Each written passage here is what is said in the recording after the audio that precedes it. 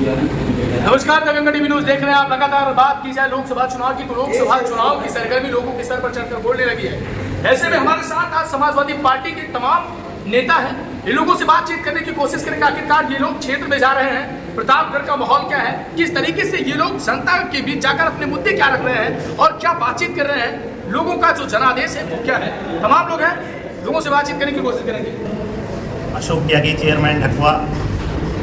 आज इस रानीगंज की धरती पर यहाँ पहुँच करके समाजवादी पार्टी कार्यालय में आप लोगों के बीच मिल करके बहुत ही खुशी मिल रही है। और मैं अपनी तरफ से इस रानीगंज क्षेत्र के तमाम जो संघर्षशील साथी हैं और सम्मानित कार्यकर्ता और नेतागण, हम सब का हार्दिक स्वागत और अभिनंदन करते हुए धन्यवाद देना चाहते हैं कि आप लोग बड़ी ही जोश के साथ समाजवादी पार्टी के जुझारू एवं कर्मठशील उम्मीदवार डॉक्टर एसपी सिंह पटेल को जिस तरह से आप लोग संकल्प लेकर के क्षेत्र में उनको भारी से भारी बहुमत से विजयी बनाने के लिए कमर कस लिए हैं, इसलिए आप बधाई के पात्र हैं। बिल्कुल।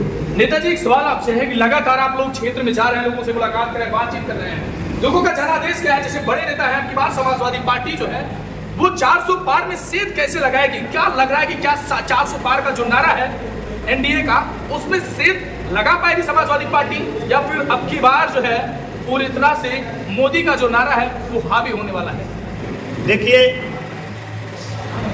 भाजपा के जो जितने नेता हैं और खास करके माननीय प्रधानमंत्री जी के जो जुमलेबाजी हुई है और उनके द्वारा जो देश की जनता को लूटने का काम कर रहे हैं और महंगाई चरम सीमा पे है, भ्रष्टाचार चरम सीमा पे है और हमारी देश की जनता को खुलेआम लूटने के लिए पूंजीपतियों को खुली छूट दे चुके हैं। आप लोगों को मालूम होगा कि भाजपा के आने के पहले यहाँ जो है गैस सिलेंडर का 450 रुपये की कीमत थी, लेकिन भाजपा वालों ने देश की जनता को ठगने और लूटने का काम किया है और जो है इन पूंजीपतियों को इतना छूट दे दिए कि वही गैस सिलेंडर आज 1200 रुपये में बिक रहा है। ये किसका फायदा कर रहे हैं? ये पूंजीपतियों का फायदा करा रहे हैं। डीजल और पेट्रोल दुगने दाम पे बेच रहे हैं और भ्रष्टाचार चरम सीमा पे है और महंगाई तो एकदम, जो सरसों का तेल 70-75 रुपये में मिलता था 150-200 पार कर दिया।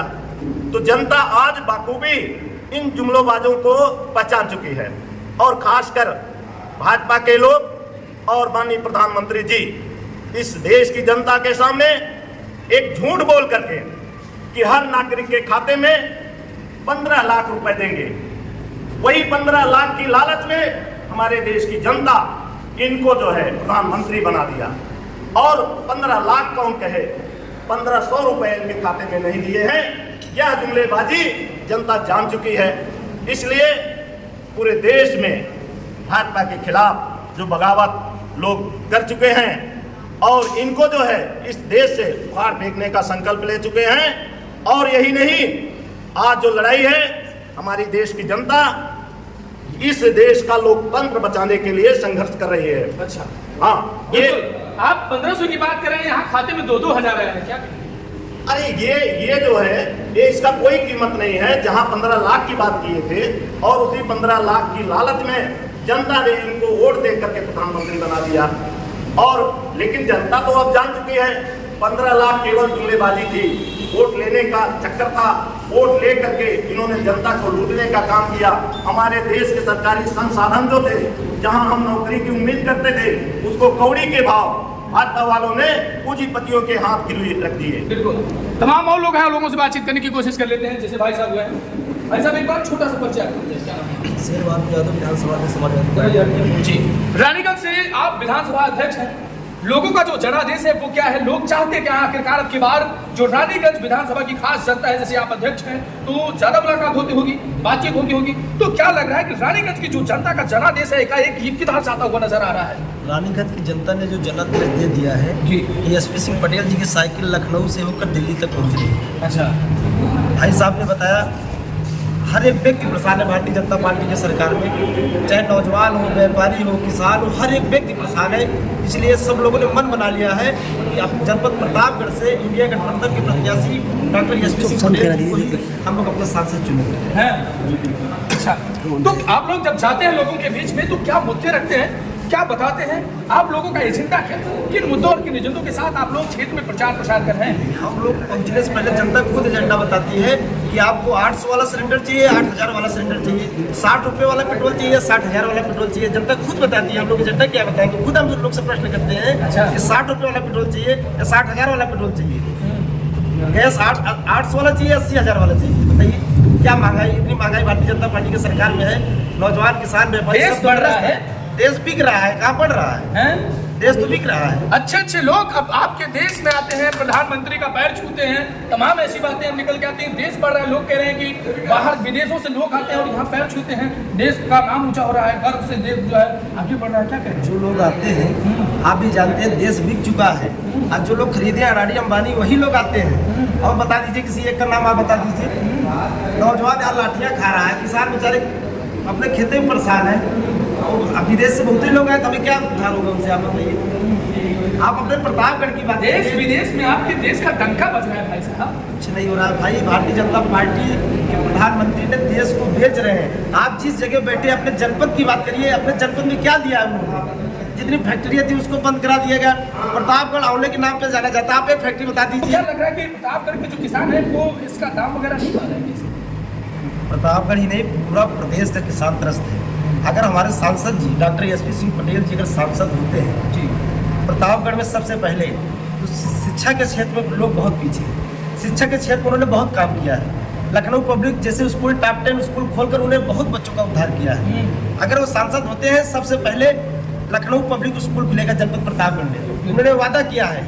एयरपोर्ट नहीं है जनपद प्रतापगढ़ में, एयरपोर्ट बनेगा। जो भी समस्या है, आंवले की फैक्ट्री नहीं है, आंवले की फैक्ट्री लगेगी। और लोग जो बाहर इलाहाबाद जैसे यूनिवर्सिटी, इलाहाबाद जैसे यूनिवर्सिटी अपने जनपद प्रतापगढ़ में खुलेगी। आप बताइए, जनपद प्रतापगढ़ जहाँ बैठे हैं रानीगंज के लोग, इलाहाबाद, बनारस, दूसरी जगह रूम लेकर पढ़ रहे हैं, वो सुविधा अपने जनपद में होनी चाहिए। क्यों ये सुविधा इसलिए नहीं हो पाई? क्योंकि हमारे सांसद जी पढ़े लिखे नहीं है। उन्हें पता नहीं है संसद क्या चीज़ होता है। उन्हें पता ही नहीं है। जितना 5 साल में कमाए होंगे, हमारे प्रत्याशी ने जनहित में उतना काम कर दिया। किसी का नाम कटा था, किसी के सुख दुख में उससे ज़्यादा पैसा देकर लोगों की मदद कर दी। अच्छा, तो लोग तो कह रहे हैं कि आपके जो प्रत्याशी हैं वो लखनऊ के रहने वाले हैं, हरदोई के रहने वाले हैं, जैसे जीते वैसे फुर। कौन कहते हैं? रंजीतपुर चिलबला में उनका पूरा परिवार चिलबला का निवासी है। आप वोटर लिस्ट मंगा देख लीजिए। बीजेपी वाले उनके पास कोई मुद्दा नहीं है तो यही मुद्दा बताएंगे कि लखनऊ से आए, रायबरेली, इटावा, मैनपुरी से आए हैं। और प्रतापगढ़ में रायबरेली के निवासी है, उनका पूरा परिवार, उनका खुद का मकान बना हुआ है चिलबला में। तो यहीं के रहने वाले हैं, यहीं के रहने वाले हैं। वो सांसद होने जा रहे हैं, हम लोग के बीच में रहेंगे भी लगातार। चलिए, बहुत मिला के अगर बात की जाए प्रतापगढ़ में और आपके समाजवादी पार्टी की, तो प्रतापगढ़ से क्या होने वाला है की बार, और समाजवादी पार्टी कैसे गुट लाने वाली है, क्या रणनीतियां हैं, क्या मुद्दे आप लोगों के हैं, क्या एजेंडे हैं? समाजवादी पार्टी इस बार इंडिया गठबंधन लाखों वोटों के अंतर से बीजेपी उम्मीदवार कोई राज्य विश्वविद्यालय ही तो हो सकता था। राज्य सरकार में डबल इंजन की सरकार है, राज्य यूनिवर्सिटी भी नहीं। बताओ, यहाँ के नौजवान पढ़ने के लिए दूसरे जिलों में जाता है, बाहर जाता है पढ़ाई करने के लिए, उसे यहाँ ना कोई अच्छी मेडिकल फैकल्टी है, ना कोई इस तरह की कोई व्यवस्था है, जिसे कोई अस्पताल भी कोई अच्छा नहीं खुला है। अब बताओ, डेंगू के मरीजों को इलाहाबाद रेफर करना पड़ता है, टाइफाइड से पीड़ित मरीज को भी इलाहाबाद जाना पड़ता है। मेडिकल कॉलेज आया है आपके प्रतापगढ़ में, मेडिकल कॉलेज आया जाए, लेकिन अभी काम करना नहीं शुरू किया। कहाँ हमको तो कोई नहीं मिला कि मेडिकल कॉलेज से इलाज करा के लौटे, कोई अभी तक ऐसा व्यक्ति नहीं मिला। हम लोग रोज क्षेत्र पहले किसी ने नहीं कहा कि मेडिकल कॉलेज में अच्छी सुविधा थी, हम वहाँ की सुविधा का लाभ उठाकर अपने घर लौटे। इस तरह की समस्याएं बहुत है। प्रतापगढ़ की सबसे बड़ी समस्या यहाँ का आंवला का अगर मैन्युफैक्चरिंग यूनिट लग जाती तो प्रतापगढ़ का आंवला जो दुनिया भर में प्रसिद्ध है, लेकिन प्रतापगढ़ का आंवला प्रतापगढ़ के बाहर नहीं जा पा रहा है। अगर इस आंवला सोचो, ये कोई आंवला सिर्फ आंवला एक औषधि है, उसका तेल बिकता है बाजारों में, उसका जूस बिकता है बाजारों में, उसकी कैंडी बिकती है बाजारों में। आंवले के तमाम सारे उत्पाद ऐसे हैं जो हमारे आपके सेहत के लिए भी बहुत लाभकारी है, लेकिन आंवला बाहर नहीं जा पा रहा है, ये समस्या है। और जहाँ तक प्रधानमंत्री जी की बात है, उनके बारे में सिर्फ इतना कहूँगा, समंदर नफरतों और लाशों का सफीना है, हथेली खून से रंगी है, माथे पर पसीना है। सियासत किस कदर इंसान को बेशर्म करती है, वो छाती ठोक कर कहता है 56 इंच सीना है। वहाँ का फलसफा लागू हमारे साथ मत करिए, अवध की शाम को काली अंधेरी रात मत करिए। हमें है नाच गंगा और यमुना की विरासत पर, हमें यूपी रहने दीजिए गुजरात। गुजरात मॉडल हो गया है साहब, क्या बात है? गुजरात मॉडल सिर्फ यही बताया कि गुजरात कभी गए नहीं होंगे। मैं गुजरात में पैदा हुआ हूँ। गुजरात में जब मुख्यमंत्री बने उसके पहले से गुजरात के हर गांव में सड़क बिजली थी। गुजरात के लिए इन्होंने कुछ नहीं किया है, गुजरात के लोगों ने गुजरात के लिए किया है। अब हालांकि श्रेय सबके किए हुए का श्रेय स्वयं लेते हैं मोदी जी, वो अलग बात है, लेकिन गुजरात बहुत पहले से, हालांकि इनके आने के बाद गुजरात में क्या नया हुआ आप बता दीजिए। देश हर तरह से पीछे जा रहा है, हर क्षेत्र में गिरावट आई। दुनिया के 100 नामचीन विश्वविद्यालय में हिंदुस्तान का एक भी विश्वविद्यालय नहीं, कोई IIT नहीं है, कोई IIM नहीं। आपके DRDO, इसरो, IIM, IIT देश के विश्वविद्यालयों की क्या स्थिति आप देख रहे हो। हिंदुस्तान के देवालय, न्यायालय, सचिवालय, विद्यालय सभी की गरिमा में गिरावट आई है। यहाँ CBI, ED, इनकम टैक्स सरकार का तोता बन चुकी है। उसी भी आजाद कराने का चुनाव 2024 का लोकसभा चुनाव है। जहाँ एक तरफ SP सिंह पटेल को सांसद बनाने का चुनाव है, वहीं हिंदुस्तान का भाईचारा, सद्भाव, समन्वय, समरसता, जो हिंदू मुस्लिम तहजीब, हिंदू मुस्लिम एकता, जो भाईचारा, इसको बचाने का चुनाव, गंगा जमुनी तहजीब को बचाने का चुनाव। जी, अगर आप नौजवानों को भविष्य में तरक्की खुशहाली चाहते हैं, उनको रोजगार का, आज भी पता चला आज नीट का पेपर लीक हो गया।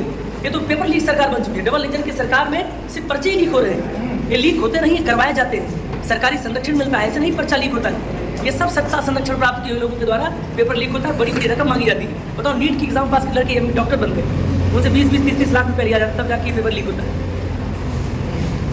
बहुत सारी समस्याएं हैं, यहाँ बारे में जितना कहा जाए कम है। चलिए, तो INDI इंडिया गठबंधन जो है, ये प्रधानमंत्री की धमकी है, और लोकतंत्र में धमकी का जवाब देने के लिए 25 मई की तारीख तय की गई। 25 मई को बूथ पर यही समाजवादी पार्टी के नौजवान खड़ा होकर के दमदारी से जवाब देगा प्रधानमंत्री को। ये 400 पार नहीं, 400 हार की तरफ बीजेपी लगातार बढ़ती चली जा रही है, और इस बार समझ में आ जाएगा प्रधानमंत्री को। देश की जनता बहुत शालीनता से, बहुत शांति से, जानते हो जब बड़े तूफान आते हैं उसके पहले एक सन्नाटा हो जाता है मौसम में, उसे ये सन्नाटा बता रहा है कि कोई बड़ा तूफान आने वाला है देश में। अब नरेंद्र मोदी देश के प्रधानमंत्री नहीं बने कि हिंदुस्तान की जनता तय कर चुकी है। महंगाई, बेरोजगारी सबसे बड़ी समस्या है। आज बताओ, 170 रुपये किलो अरहर की दाल, हम लोग सिर्फ अरहर की दाल की चर्चा करते हैं, उसके साथ साथ मटर की दाल, चने की दाल, मसूर की दाल, मूंग की दाल, सारी दालों की कीमत बढ़ गई। 400 के सिलेंडर 1200 रुपये में बिक रहा है। तो किसानों को फायदा होता है ना? किसानों को फायदा हो रहा है। ये किसान बेचारा इतना, इस हिंदुस्तान कहने के तो किसान प्रधान, कृषि प्रधान देश है, लेकिन देश का अन्नदाता किसान आज सबसे ज्यादा दुखी अगर कोई है देश में, सिर्फ किसान।